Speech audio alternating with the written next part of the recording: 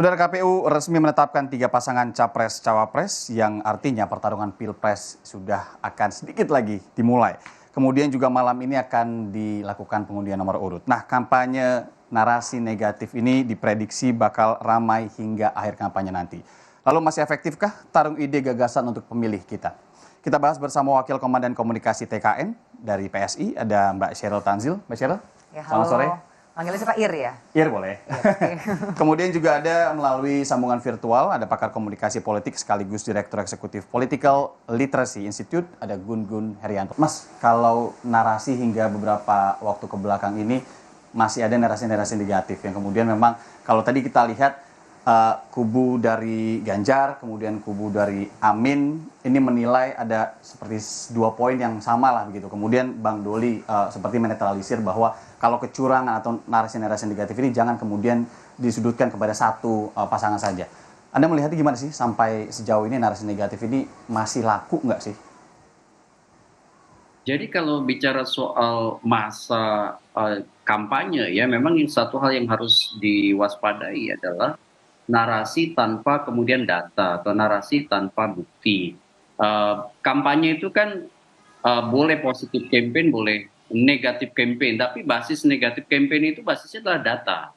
Berbeda dengan soal black campaign yang rumor atau gosip. Jadi sebenarnya memang karena waktu kampanye kita hanya singkat ya 75 hari dan nanti ada kampanye di media massa ya, satu di antara 9 metode kampanye itu kan kampanye di media massa 21 hari.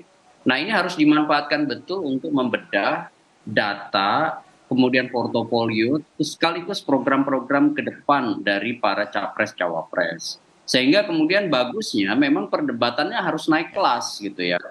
Artinya dari sisi kualitas demokrasi menjadi lebih konsolidatif itu kalau salah satu yang kemudian diperbincangkan itu bukan rumor, bukan gosip, tapi yang diperbincangkan itu adalah narasi berbasis program, berbasis data yang kemudian bisa diverifikasi begitu.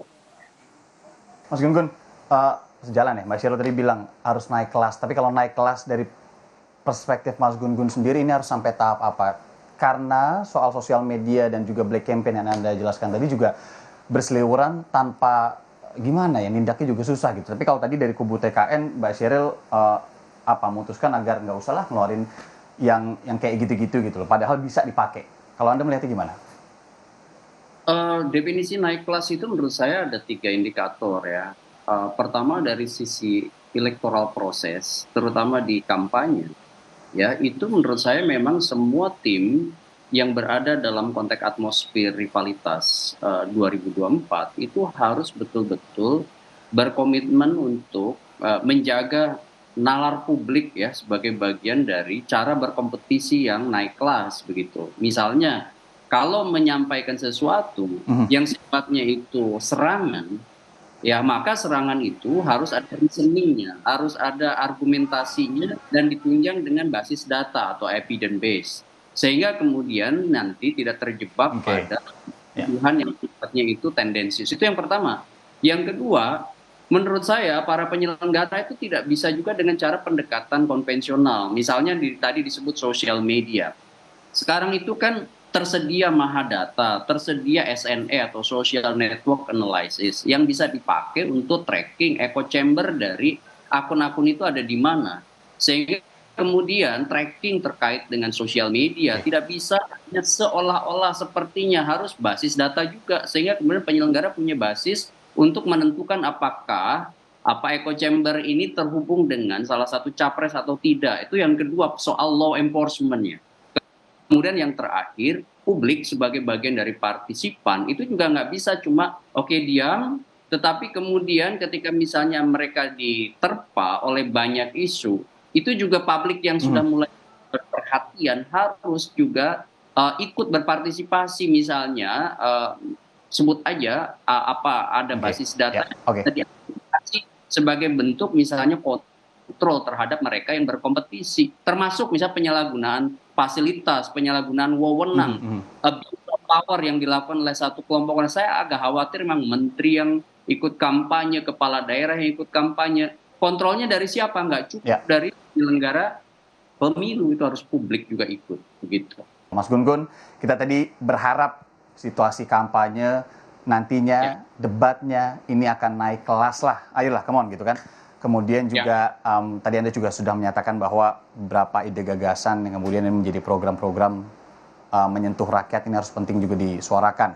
Tapi soal sosial media yang kemudian juga digunakan mayoritas pemilih saat ini, pemilih muda yang kemudian menjadi swing voters ini juga penting untuk kemudian dipahami. Anda melihat kalau untuk sosial media ini bagaimana pengawasannya lebih dalam lagi?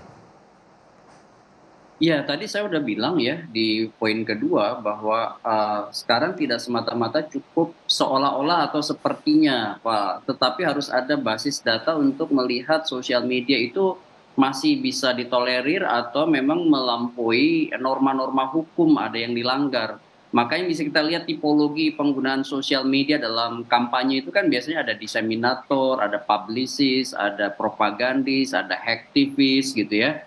Nah, itu tinggal dicari mana yang kemudian sekian banyak kalau di yang akun resmi yang didaftarkan ke KPU di masing-masing platform tiga akun itu menurut saya yaitu dari 2019 sudah begitu dan memang tidak progresif. Harus ada langkah yang penggunaan mahadata atau big data yang kemudian di tracking melalui metodologi ya. Sekarang ini tersedia gampang sekali metodologi untuk kemudian melakukan tracking itu begitu. Mas Gun-Gun, sedikit saja soal gimmick dan juga gagasan. Apa yang kemudian penting untuk dipilah dan apa yang kemudian penting untuk kemudian disuarakan ke masyarakat nanti saat debat-debat? Ya, gimmick itu kan berarti ya hanya bersifat pencitraan tanpa masuk ke wilayah substansi yang bisa dipertanggungjawabkan gitu, karena lebih pada dramaturgi.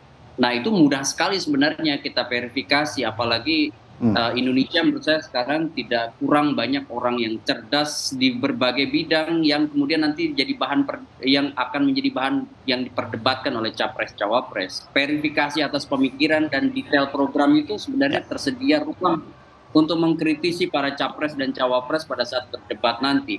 Bagi saya ya, kalau kemudian sekarang masih berhenti di gimmick ya, itu akan ada yang disebut dengan keengganan dari yang undecided voters ya, mereka yang belum menentukan pilihan untuk menentukan pilihan mereka di hari H pada pasangan yang bersangkutan.